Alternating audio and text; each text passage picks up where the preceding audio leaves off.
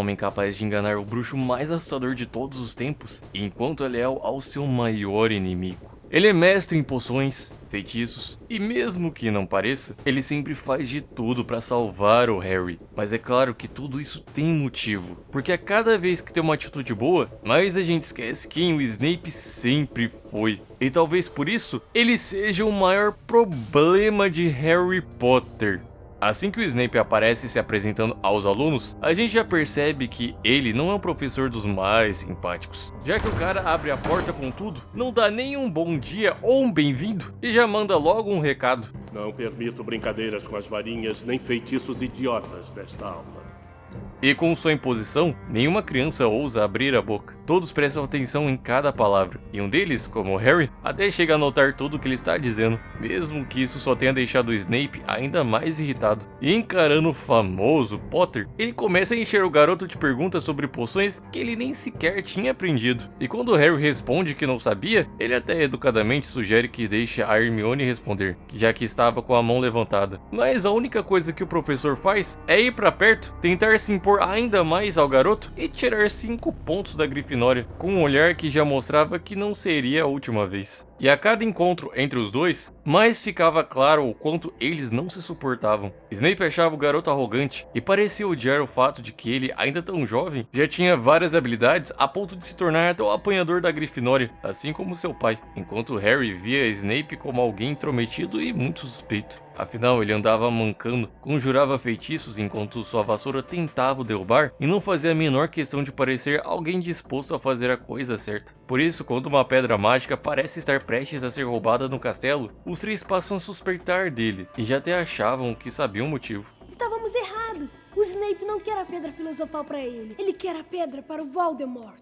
Harry tinha certeza. Snape trabalhava para Voldemort. E quando desce as masmorras, na sua cabeça, era com ele que iria se encontrar. Por isso, quando viu Quirrell no lugar, ele até demora para entender que tudo que Snape fez esse tempo todo foi tentar ajudá-lo. Só que, de certa forma, Harry não estava tão errado assim. Talvez só na época errada. Porque quando jovem, o professor e diretor da Sonserina era um estudante, digamos, nada comum. Ele era capaz de ser o melhor da turma em poções e até criar vários feitiços perigosos por conta própria. Feitiços que Harry, anos depois, acabaria descobrindo da pior forma possível.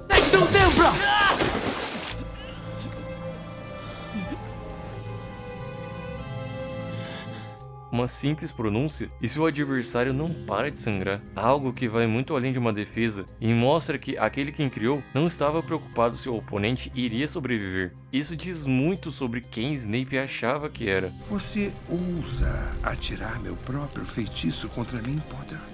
Sim, eu sou o Príncipe Mestiço. O apelido que Snape usava não era à toa. Ele se sentia poderoso, mas ao mesmo tempo carregava parte daquilo que o fazia sofrer. Seu lado mestiço e uma família onde nunca existiu qualquer amor, com um pai agressivo e uma mãe que não era muito presente. E se não podia ser acolhido em sua casa, talvez uma que fosse verde e tivesse o símbolo de uma cobra fosse tudo o que precisava para se sentir parte de algo. Porque ali, seus esforços eram reconhecidos, mesmo que fosse por aqueles que menos se importavam em seguir pelo caminho certo. Já que naquele período onde a primeira guerra bruxa acontecia, muitos alunos da Sonserina começaram a ser recrutados por Voldemort. Ainda mais aqueles que tinham gosto pelas artes das trevas e pensamentos que se alinhavam com o líder daquela causa, como acreditar que apenas os verdadeiros sangues puros mereciam viver e que trouxas ou bruxos com sangue trouxa não deveriam permanecer naquele mundo. Coisas que, infelizmente, o Snape, mesmo sendo mestiço, acreditava, talvez por ódio ao pai trouxa, ou por andar sempre com pessoas que pensavam dessa forma. E depois de seu último ano em Hogwarts, seu caminho agora se tornava ainda mais sombrio, ao lado do Lorde das Trevas e de traumas que simplesmente nunca mais iriam embora. Afinal, pessoas morriam, o caos se espalhava, e por ser um membro fiel, tudo que ouvia ele sempre reportava ao seu mestre. Então, quando escutou um pedaço de uma profecia onde um garoto seria responsável por derrotar o Todo-Poderoso das Trevas, ele não pensou duas vezes antes de contar, mas algo mudou assim que descobriu quem era o garoto. Não por ele, mas pelo que ele representava, o filho de quem causou sua pior lembrança. Prestem atenção, eu vou tirar a calça do ranhoso. Chega! Suas calças eram levantadas na frente de toda a escola. O Tiago e os outros marotos davam risada. Só que não é o bullying ou a humilhação que tornam essa sua pior lembrança. Essa memória carrega tudo que ele perdeu naquele dia. E também no dia em que contou sobre a profecia. Olhe pra mim. Tem os olhos da sua mãe. Enquanto Tiago suspendia no ar, Lilian aparecia. Ela quase esboça um sorriso, mas logo pede para Tiago parar. Só que, tomado pela fúria, Snape diz que não precisava de ajuda e chama a pessoa que mais amava de sangue ruim.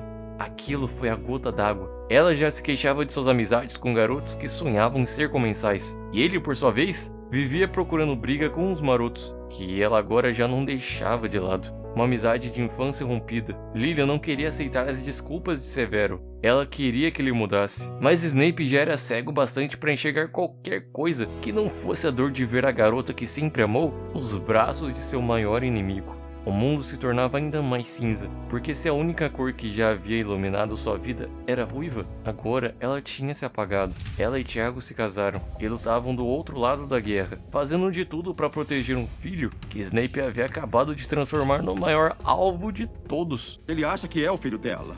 A intenção dele agora é caçá-los e matá-los. Esconda-os. Esconda-os todos.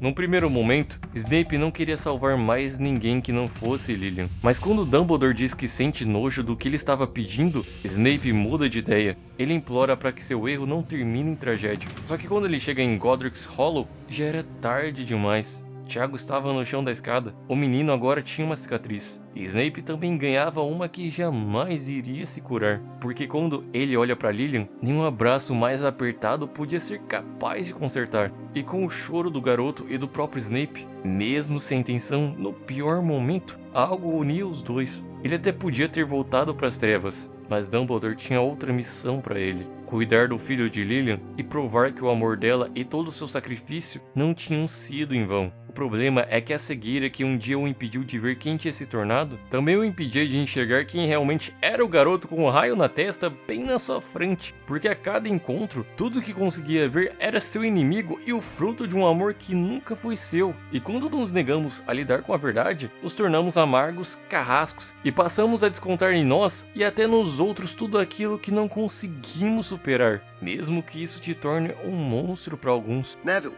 o que é que mais o assusta? Professor Snape. Mais alto. O professor Snape. Você causa medo nos alunos e não se importa com o que isso faz com eles. Isso não te impede de salvar o Harry de lobisomens, de vassouras enfeitiçadas e até de mandar ajuda quando ele está cercado no Ministério da Magia. Só que é aquilo. Da mesma forma que você lança ódio nos outros, uma hora ele também volta pra você. Expelliarmus! Você é jogado pra trás por um garoto que ainda não é capaz de entender o que está por vir. Mas talvez nem você entenda.